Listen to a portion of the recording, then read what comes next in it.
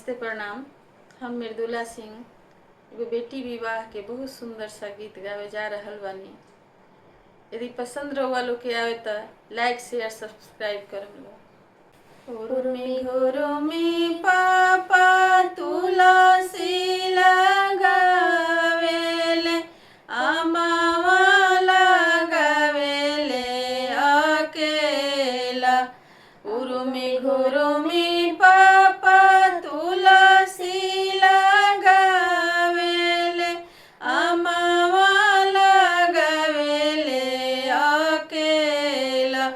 अरे जे करा तुलसी से हो रे ले जाई है, बाची जाई है अमावा अकेला, बाची जाई है अमावा अकेला।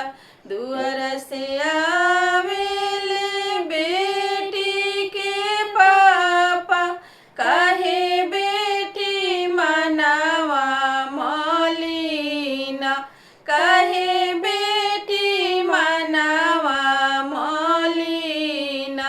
अरे कौन कौन दुख तोहरा हो बेटी, हमरा